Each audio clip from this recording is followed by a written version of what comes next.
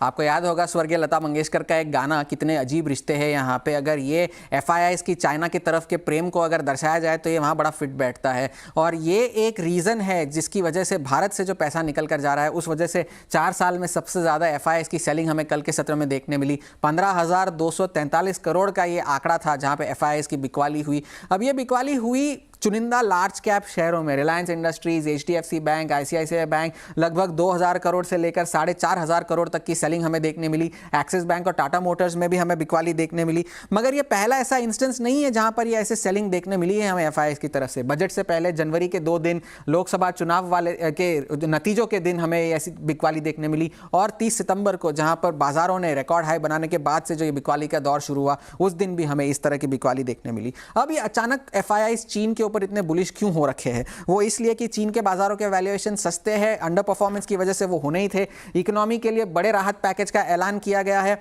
Real estate sector को एक बड़ी पुश दी गई है वहां पर, और जो है चीन कर्ज को, ब्याज दरें काटकर कर्ज को सस्ता किया गया है। मगर कुछ लोग अब भी ऐसे हैं जो इस रैली को लेकर बुलिश नहीं है। जीक्यूजी के राजीव जैन है, उन्होंने कहा कि पिछले 3 साल में कई ऐसे मौके आए हैं जहां पे चीन के बाजारों में रैली हुई है, लेकिन वो कुछ महीनों के बाद वो सारी रैली खत्म हो जाती है। ट्रेडिंग के लिए अच्छा मौका है, मगर क्या ये चीन का बाजार 3, 4, 5 साल के लिए निवेश करने लायक है? ये बड़ा सवालिया निशान है। सिटी ने भी अपनी नोट में कहा कि सीएसआई 300 के इंडेक्स में 24% का उछाल हमें देखने मिला। पिछले हफ्ते में कई सारी पॉलिसीज का ऐलान किया गया, और इस रैली के बाद चीन के बाजारों ने भारतीय बाजारों के साथ कैचअप कर लिया रिटर्न्स के मामले में। अब गेवकल रिसर्च ने भी कहा कि इस रैली अगर चल भी गई तो बहुत सारे ऐसे विदेशी निवेशक हैं जो चीन में निवेश करने से कतरा रहे हैं। तो चीन के लिए जो आपदाएं हैं वो भारत के लिए मौके हो सकते हैं आगे चलकर, और भारत का ये बुल मार्केट अब खत्म हो गया है, ये कहना बहुत ही जल्दबाजी होगी। तो लोग तो कहेंगे, उनके अपने व्यूज है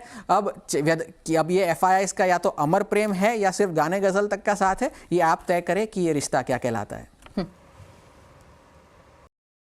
पिछले 4 सालों में पहली बार ऐसा मौका है जब भारतीय बाजारों में एफआईआईस की तरफ से ऐसी भारी बिकवाली देखने को मिली है। अब इस बिकवाली का कारण तो आपको पता ही है कि जिस प्रकार से चाइनीज़ बाज़ारों में ज़बरदस्त वैल्यूएशंस अभी के समय बने हुए हैं, और जो वहाँ के कमर्शियल बैंक है वहाँ पे चाइनीज़ गवर्नमेंट ने पैसा भी बहुत ज़बरदस्त डाला है। करीब 150 बिलियन युआन वहाँ पे उन बैंकों को दिए गए हैं इकोनॉमीज़ को बूस्ट करने के लिए, और इसी वजह से एफआईआईस का झुकाव चाइना की तरफ बढ़ता हुआ दिखाई दिया है। वहाँ पर ज़बरदस्त बाइंग देखने को मिल रही है एफआईआईस की, वहीं भारतीय बाजारों से ज़बरदस्त सेलिंग देखने को मिली है। कल 3 अक्टूबर को एक ज़बरदस्त आंकड़ा आया जो 4 साल में पहली बार ऐसे देखने को मिला। 15,000 करोड़ से भी ज़्यादा की बिकवाली कल एफआईआईस की तरफ से देखने को मिली, और वो पूरी बिकवाली चीन के कारण ही देखने को मिली। कहाँ? क्योंकि एफआईआईस का जो झुकाव है अब चीन की तरफ बढ़ गया है। भारतीय बाजारों के वैल्यूएशंस एफआईआईस को काफ़ी महंगे लग रहे हैं, और इसी की वजह से चाइना में ज़बरदस्त बाइंग देखने को मिल रही है। वहीं जो डिलीवरी बेस्ड बिकवाली है सबसे ज़्यादा रिलायंस में देखने को मिली। करीब 4,451 करोड़ की सेलिंग वहाँ से आई।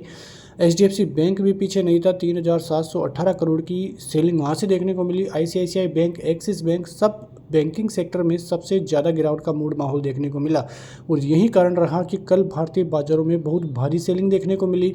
आज जिस प्रकार की सेलिंग भारतीय बाज़ारों में अभी देखने को मिल रही है, एफआईआईस का आंकड़ा बहुत ही ज़बरदस्त आज भी आने वाला है, और इसी प्रकार की सेलिंग आज भी भारतीय बाज़ारों में देखने को मिलेगी। लेकिन बड़ी बात क्या है, एफआईआईस के चीन प्रेम पर राजीव जैन जो कि जीओजी के पार्टनर हैं, उनका क्या कहना है यहाँ पे आप देखोगे तो उन्होंने बोला है कि पिछले 3 साल में हमने कई बार चीन को लेकर एफआईआईस में उत्साह तो देखा है, लेकिन चीन में शॉर्ट टर्म की ट्रेडिंग पार्टी तो ठीक ही है, लेकिन क्या वाकई में 3 से 5 साल के नज़रिए से निवेश किया जा सकता है? उनका तो यही मानना है। वही न्यूमूरा की भी एक ज़बरदस्त रिपोर्ट आई है, उन रिपोर्ट का यही कहना है कि जिस प्रकार से जिस तेज़ी से जहाँ पे 9 दिन में ही करीब 25 से 30% की तेज़ी चीन के बाज़ारों में देखने को मिली है, जल्द ही वो गिरावट में बदलती हुई नज़र आएगी, और गिरावट भी बहुत भारी हो सकती है। तो ऐसी ब्रोकरेज हाउसेस की रिपोर्ट आ रही है जो चाइनीज़ बाज़ारों को लेकर अब नेगेटिव हो चुकी है, क्योंकि पिछले हफ्ता यानी कि इस सप्ताह को देखेंगे तो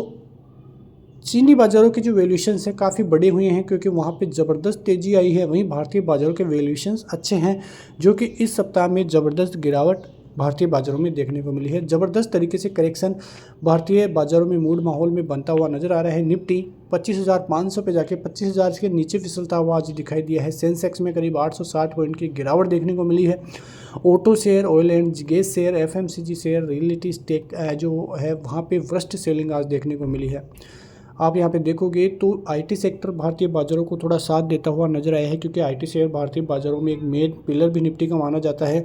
तो वहाँ से साथ होने के कारण ज़्यादा बड़ी गिरावट देखने को नहीं मिली। और आपने देखा कि सुबह सुबह जो रिकवरी देखने को मिली थी 25,500 की तक, वो रिकवरी भी निफ्टी आईटी की वजह से ही थी, क्योंकि 10 तारीख को टीसीएस के नतीजे आने वाले हैं। वहाँ से बाज़ार के अलग ही सेंटिमेंट देखने को मिलेंगे, क्योंकि जो हो चुका बाज़ार में गिरावट का वो हो चुका, लेकिन अर्निंग सेशन चालू होने के बाद स्टॉक वाइज सेक्टर ही गिरते हुए फिर दिखाई देंगे। ज़्यादा डाउनफॉल भारतीय बाज़ारों में फिर आगे देखने को नहीं मिलेगा। फिलहाल 100 EMA जो कि भारतीय बाज़ारों में 24,500 तक आपको आते हुए दिखता है, लेकिन 24,800 के लेवल भारतीय बाज़ारों के लिए एक अच्छा खासा सपोर्ट जोन का काम करेंगे। लेकिन एफआईआई की सेलिंग को नज़रअंदाज नहीं कर सकते हैं, बहुत भारी सेलिंग है। तो ऐसी खबरों के साथ मिलते हैं नेक्स्ट वीडियो में, तब तक के लिए नमस्कार, जय हिंद, जय भारत, वंदे मातरम।